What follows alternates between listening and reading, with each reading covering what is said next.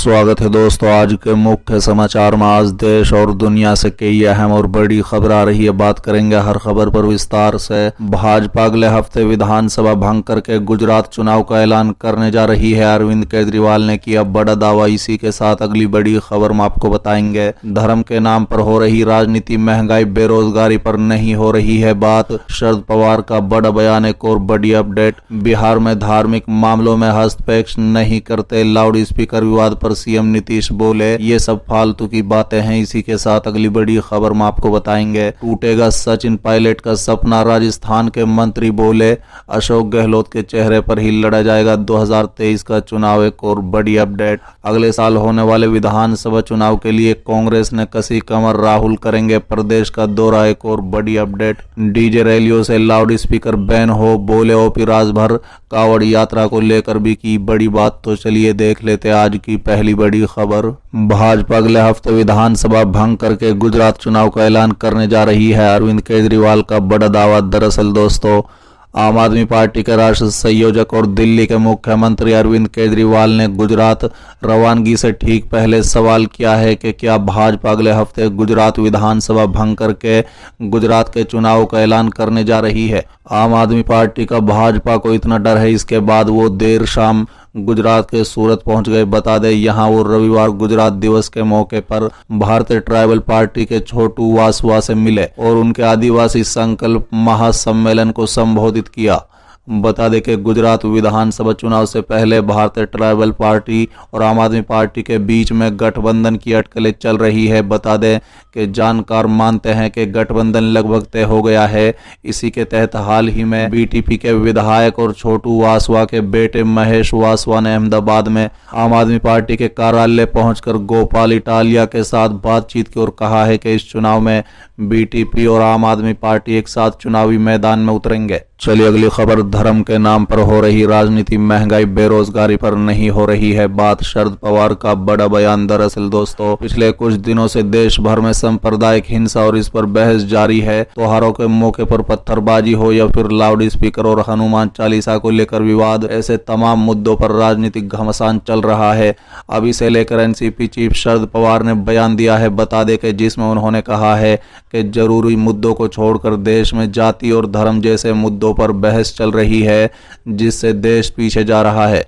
बता दें कि सीनियर नेता शरद पवार ने कहा है कि हम पिछले कुछ दिनों से देख रहे हैं कि धर्म और जाति के नाम पर देश को पीछे ले जाने का काम किया जा रहा है। लेकिन लोगों के असली मुद्दा क्या है? बढ़ती महंगाई, खाने और बेरोजगारी को लेकर बात होनी चाहिए, लेकिन कोई भी इनकी तरफ ध्यान नहीं दे रहा है। बता दें कि एनसीपी चीफ शरद पवार ने आगे कहा है कि अगर आप आज टीवी खोलकर देखते हैं तो कोई कहता है कि वो एक सभा का आयोजन करने जा रहे हैं, वहीं दूसरा कहता है कि वो हनुमान चालीसा का पाठ करने जाता है। क्या ये सभी सवाल आपके मूलभूत मुद्दों का समाधान हो सकते हैं?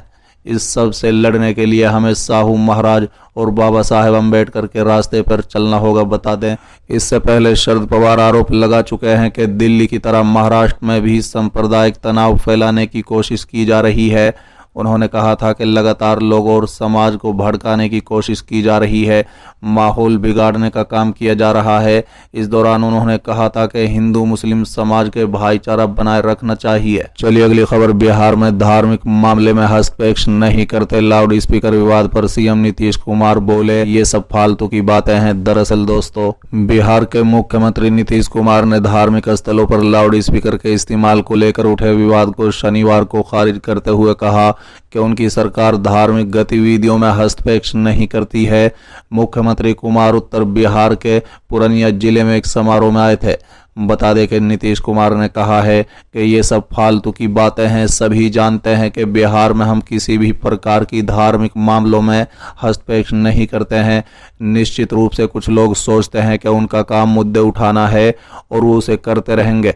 गौरतलब है कि नीतीश कुमार की ये टिप्पणी ऐसे समय में आई है जब बिहार भाजपा मस्जिदों से लाउड स्पीकर हटाने की मांग कर रही है। यहां तक कि प्रदेश भाजपा के कई बड़े नेता राज्य में योगी मॉडल लागू करने तक की बात कर चुके हैं।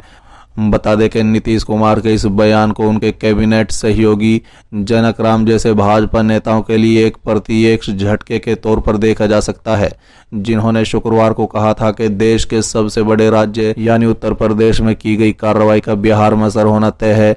बता दें कि नीतीश कुमार एक समाजवादी नेता हैं और उन्होंने 1990 के दशक से ही भाजपा पार्टी के साथ अपना गठबंधन के बावजूद अपना एक अलग वैचारिक रुख बनाए रखने की कोशिश की है। चलिए अगली खबर, टूटेगा सचिन पायलट का सपना, राजस्थान के मंत्री बोले अशोक गहलोत के चेहरे पर ही लड़ा जाएगा 2023 का चुनाव। दरअसल दोस्तों, कांग्रेस के वरिष्ठ नेता और राजस्थान के कैबिनेट मंत्री शांति धारीवाला ने शनिवार को कहा है कि अशोक गहलोत प्रदेश के मुख्यमंत्री बने रहेंगे। उन्होंने ये भी कहा है कि अगले साल होने वाले राज्य विधानसभा चुनाव उनके नेतृत्व में ही लड़ा जाएगा।